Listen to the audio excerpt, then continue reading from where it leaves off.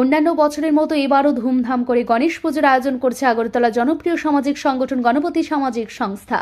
সোমবার রাজধানী রবীন্দ্র ভবন চৌমুহনীতে খুঁটি পুজোর মধ্য দিয়ে শুরু হলো পুজো মণ্ডপ নির্মাণের কাজ। এই পুজো চলবে আগামী 25 আগস্ট থেকে 31 আগস্ট পর্যন্ত। সংস্থার পক্ষে অম্লান মুখার্জি জানান, এবার আমাদের পুজো 14তম বর্ষে পদার্পণ করেছে, তাই পূজার বাজেটও বেড়েছে এবং আয়োজনেও থাকবে বৈচিত্র্য। এই বছর শুধুমাত্র ধর্মীয় আনুষ্ঠানিকতায় সীমাবদ্ধ না থেকে সামাজিক উদ্যোগেও অংশ নিচ্ছি আমরা। বছরের মতো গণপতি সামাজিক সংস্থা আমরা যারা প্রত্যেকটা সদস্য আছি, আমরা বিগত বছরের মতো এবারও আমরা এখানে পুজোটা করছি। কী কী কর্মসূচি রয়েছে? এখন দুস্থদের মধ্যে বস্ত্র বিতরণ থেকে শুরু করে সাধারণ মানুষের বিভিন্ন অনাথ আশ্রমে খাদ্য সামগ্রী বিতরণ থেকে শুরু করে বিভিন্ন সামাজিক কর্মকাণ্ড আমরা বিগত প্রত্যেক বছর চালিয়ে যাই। এবারও এটাই চলবে, এটার ব্যতিক্রম হবে। কতদিন থাকবে এবার আপনাদের পুজো? 26 তারিখ থেকে পুজো শুরু, 25 তারিখ থেকে পুজোর উদ্বোধন হচ্ছে, 31 তারিখ পর্যন্ত চলবে। উদ্বোধনী অনুষ্ঠানে রাজ্যের বিভিন্ন মঠ মন্দিরের যিনি সাধু সন্তরা আছেন তাদের করকমলের দ্বারা আমাদের পুজোর উদ্বোধনটা হয়।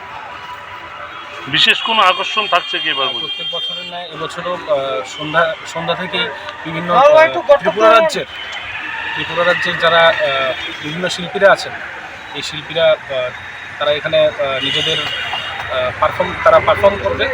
তো প্রত্যেকে আমি আপনাদের মাধ্যমে প্রত্যেকে জানাতে চাইছি যে আপনারা প্রত্যেকে আসবেন, আমাদের পুজোয় ব্রতী হবেন, আমাদের পুজো দর্শন করতে আসবেন। আপনাদের কাছে এটাই আমাদের করজোড়ে আবেদন। পূজার পাশাপাশি সংস্থার পক্ষ থেকে নেওয়া হয়েছে একাধিক মানবিক কর্মসূচি।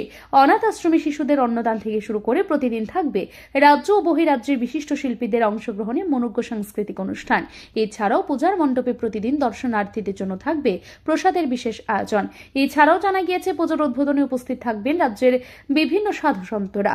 পুজো মণ্ডপকে ঘিরে উৎসবমুখর পরিবেশ তৈরির জন্য সংস্থার সদস্যরা দিনরাত কাজ করে চলেছেন। খুঁটি পুজোর মাধ্যমে শুরু হলো গণপতি সামাজিক সংস্থার পুজো প্রস্তুতি। এবার 14তম বর্ষে পা দিল এই পুজো। থাকবে অন্নদান, সাংস্কৃতিক অনুষ্ঠান এবং প্রতিদিন প্রসাদের ব্যবস্থা। পুজোর আনন্দে সবাইকে সামিল হওয়ার আহ্বান সংস্থার।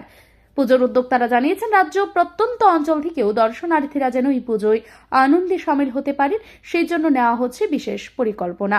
পূজা শুধু ধর্মীয় অনুষ্ঠান নয়, সমাজসেবার একটি মঞ্চ হয়ে উঠুক, এই লক্ষ্যে কাজ করে চলেছে গণপতি সামাজিক সংস্থা।